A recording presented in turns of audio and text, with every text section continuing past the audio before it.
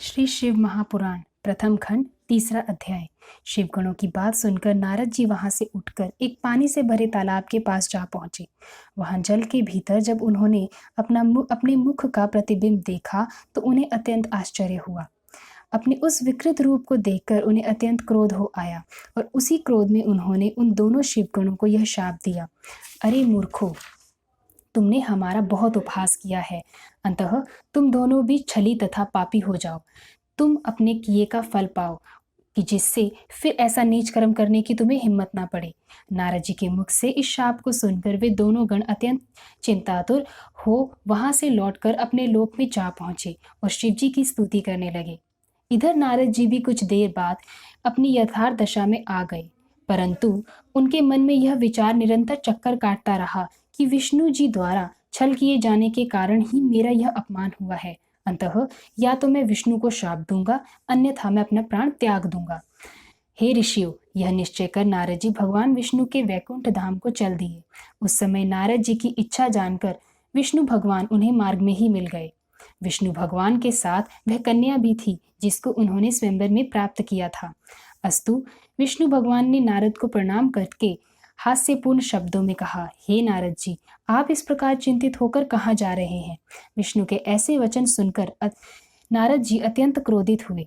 उसी क्रोधावस्था में नारद जी के मुंह से यह शब्द निकले, हे विष्णु, तुम इस समय हमको मिले, अच्छा हुआ। तुम बड़े छली हो।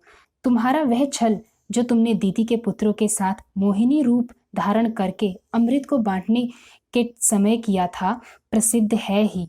तुम्ही ने छल से जलंधर की स्त्री को उसका पतिव्रत धर्म छुड़ाया। सदाशिव ने भी तुमको वरदान देकर संपूर्ण सृष्टि का स्वामी बनाकर उचित नहीं किया है। अब सदाशिव भी तुमको ऐसा स्वाधीन एवं संपूर्ण सृष्टि का स्वामी बनाकर अपने मन में चिंतित है। अब हम सदाशिव की आज्ञानुसार ही तुमको तुम्हारे कर्मों का फल देते हैं, जिससे कि तुम भविष्य में फिर ऐसा कोई काम ना करो। यद्यपि तुमको सदाशिव ने वरदान दिया है, तो भी हम तुमको केवल शिक्षा देने के लिए शाप देते हैं। नारद जी इतना कहकर विष्णु को शाप दिया, हे विष्णु, तुमने जिनके समान हमारा मुख कर दिया था, वही वानर तुम्हारी सहायता करेंगे। जिस स्त्री के लिए तुमने हमारा अपमान किया, तुम भी उसी स्त्री के वियोग में अत्यंत दुखी होकर वन वन में घूमते फिरोगे। विष्णु जी ने यह सुनकर नारद जी के चरणों पर अपना मस्तक रख दिया, परंतु नारद जी ने उन्हें क्षमा नहीं किया। भगवान सदाशिव ने यह देखकर नारद जी के मन से अपनी माया हटा ली। उस समय ना तो नारद जी की वह दशा रही और ना ही वहां कोई स्त्री ही दिखाई दी। तब नारद जी ने आश्चर्यचकित होकर खेद प्रकट करते हुए कहा नहीं जा सकता कि यह सब वृतांत सत्य है या मैंने ऐसे स्वप्न में देखा है। फिर आपकी माया अपरंपार है, जिससे हम जैसे बुद्धिमान भी भ्रमित हो जाते हैं। कहते हुए नारद जी विष्णु के चरणों पर गिरते हुए बोले, हे नारायण, आप मेरे शाप का खंडन कर दीजिए तथा जो कठोर शब्द मैंने कहे हैं उस महापाप के लिए मुझे क्षमा कर दीजिए। यह सुनकर विष्णु जी ने कहा, हे नारद, तुमने सदाशिव के वचनों की जो अवज्ञा की है, यह सब उसी पाठ का फल मिला है। अब भी उचित है कि तुम चैतन्य होकर सदाशिव को महान समझो। वे ही तीन स्वरूप धारण करके तीनों कार्य द्वारा संपूर्ण सृष्टि का संचालन करते हैं। वे स्वयं प्रलय के स्वामी हैं। मैं केवल सदाशिव के तप के कारण ही सबसे बड़ा गिना जाता हूँ। हे नारद, तुम उन्हीं सदाशिव की तपस्या करो, क्योंकि उनकी आराधना और तपस्या के बिना कोई भी परम पद प्राप्त नहीं कर सकता है।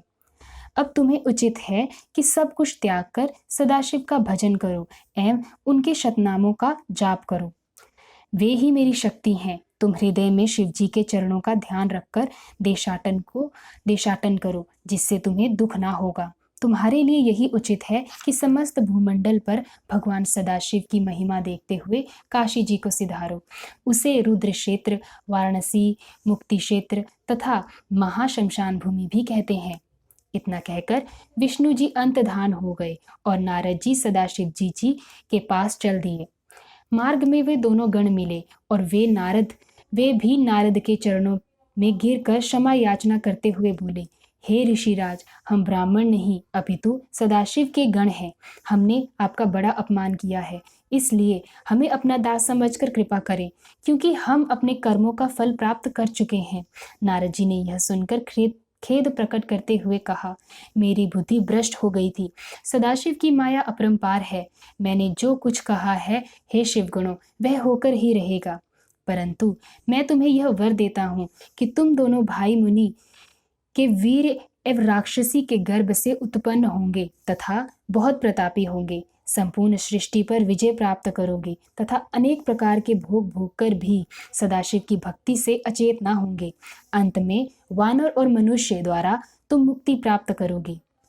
इतना कहकर नारद जी पहले सदाशिव के पास तथा फिर ब्रह्मा के पास गए और वहां दोनों हाथ जोड़ स्तुति करते हुए बोले, हे पिता, आपने विष्णु जी की जो कथा मुझे कही थी, जिसमें भक्ति, वैराग्य, तप, दान की रीति एवं तीर्थ आदि का वर्णन है, वह तो मैंने सुनी, परंतु मैं सदाशिव की भक्ति से अभी अनभिज्ञ हूँ।